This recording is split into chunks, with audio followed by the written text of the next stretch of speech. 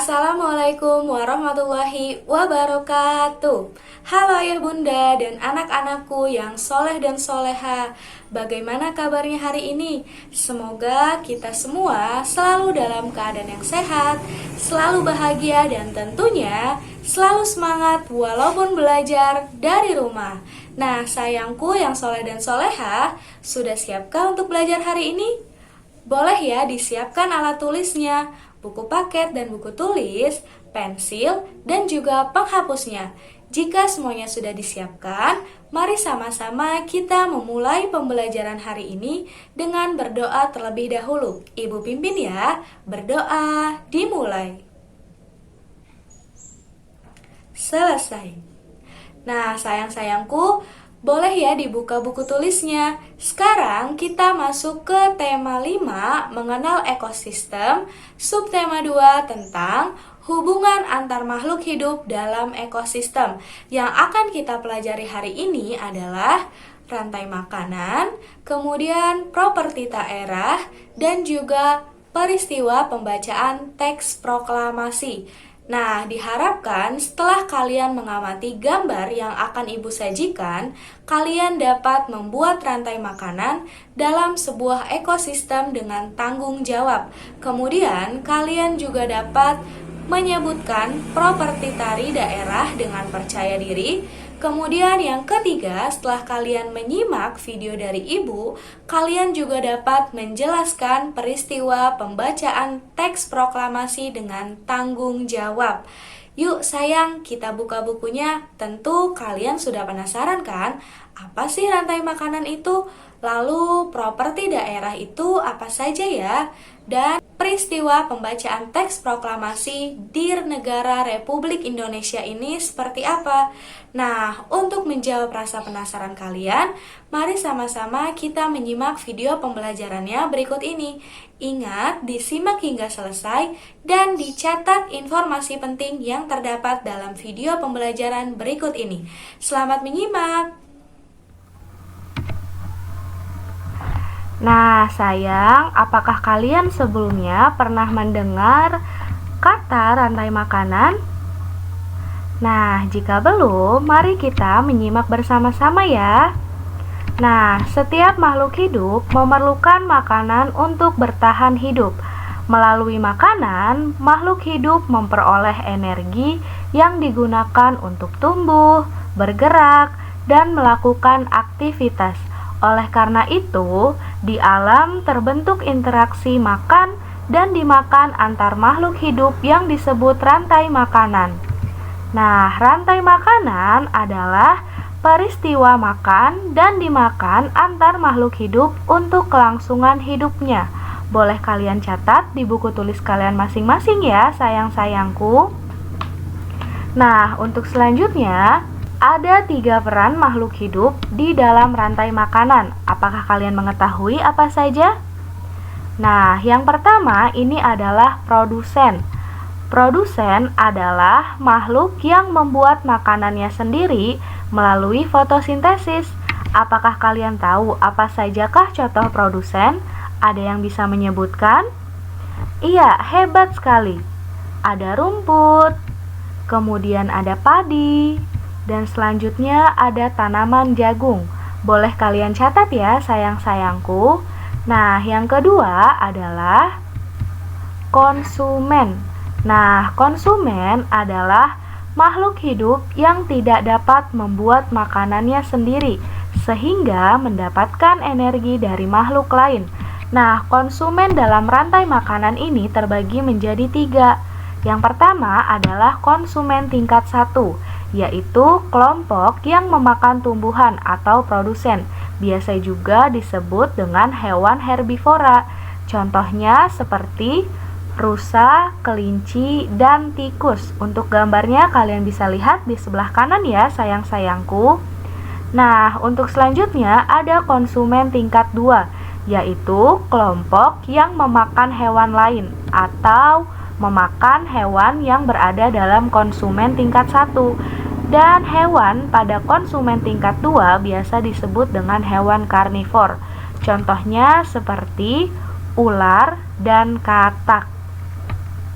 Nah, untuk yang berikutnya, ini adalah konsumen tingkat 3 atau konsumen puncak, yaitu hewan karnivor yang tidak ada pemangsanya. Contohnya, elang, singa, dan harimau. Kalian ingat dan kalian catat ya sayang-sayangku. Nah, untuk yang ketiga, ini ada pengurai. Apakah kalian pernah mendengarnya? Nah, pengurai adalah makhluk hidup yang mengurai sisa-sisa makhluk hidup lain yang telah mati.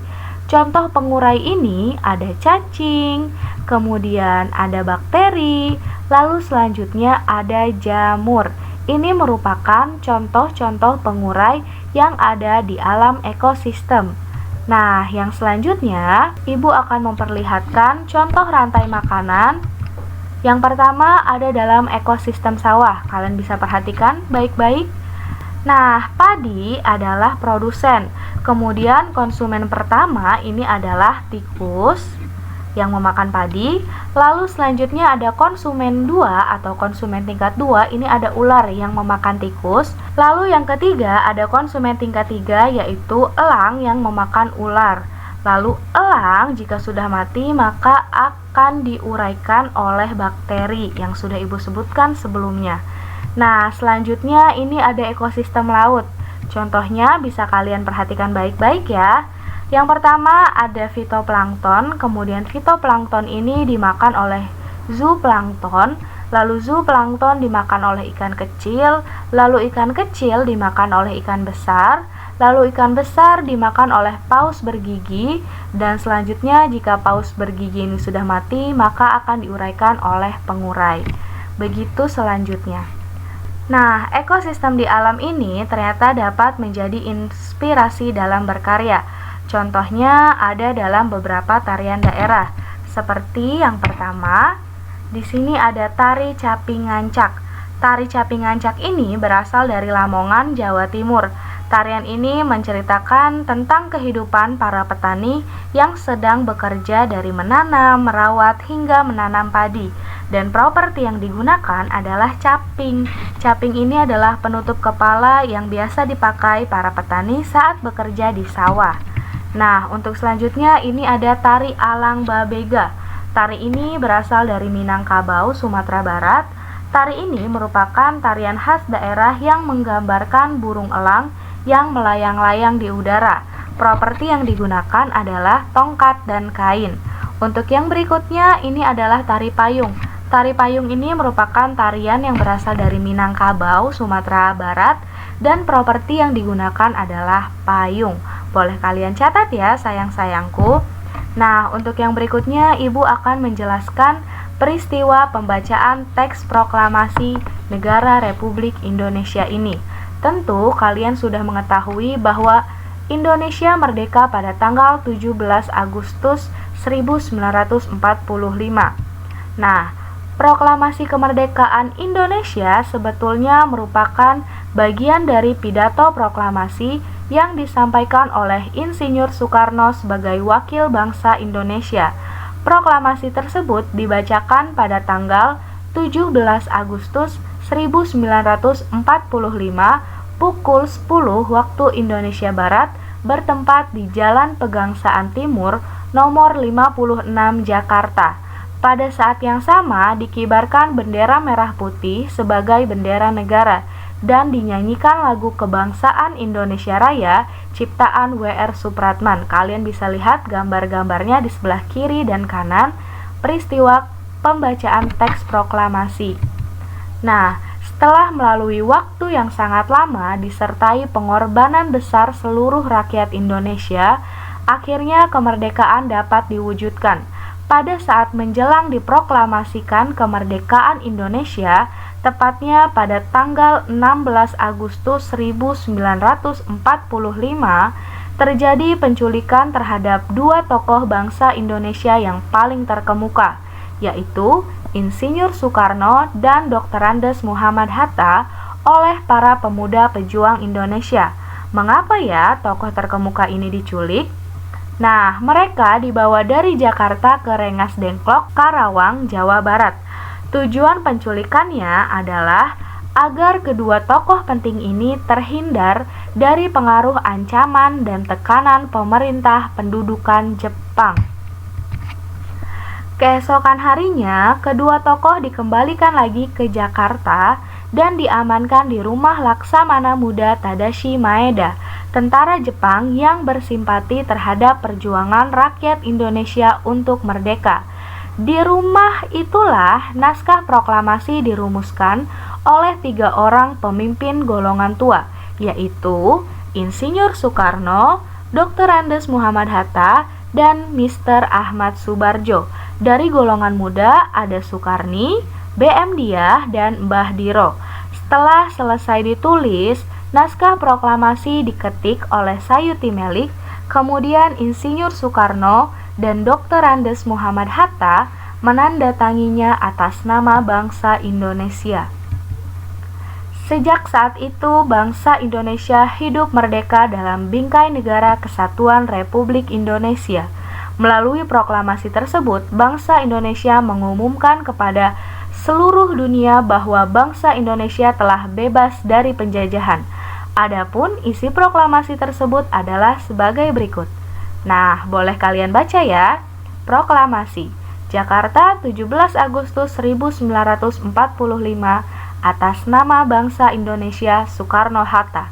Untuk lebih jelasnya, kalian juga boleh membaca buku kalian Tema 5, Subtema 2 di halaman 88 sampai 89. Semoga kita tidak pernah melupakan sejarah negara ini ya sayang-sayangku. Nah sayang, untuk tugas hari ini kalian akan ibu minta untuk membuat rantai makanan. Kalian bisa jeda videonya untuk menuliskan instruksi tugas yang ibu berikan. Dan tugas dikumpulkan terakhir pada tanggal 13 November 2020. Semangat sayang-sayangku. Nah, bagaimana sayang-sayangku? Menarik bukan pembelajaran hari ini? Tentu sekarang kita sudah mengetahui informasi pembelajaran yang baru.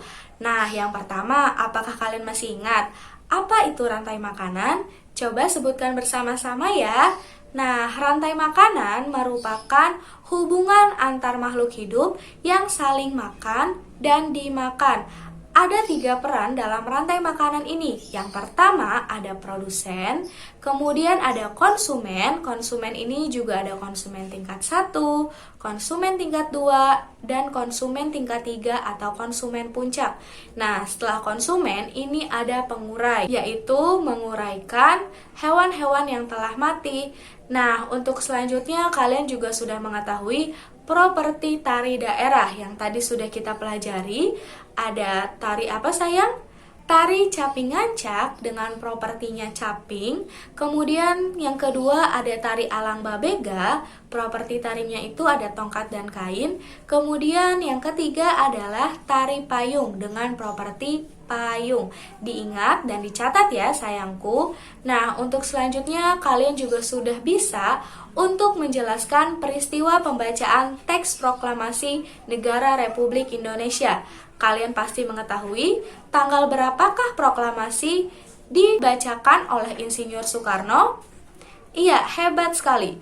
Teks proklamasi dibacakan oleh Insinyur Soekarno pada tanggal 17 Agustus 1945 dan dijadikan sebagai Hari Kemerdekaan Negara Republik Indonesia. Tentu perjuangannya sangat panjang, oleh karena itu kita harus selalu mengingat jasa-jasa pahlawan kita yang terdahulu.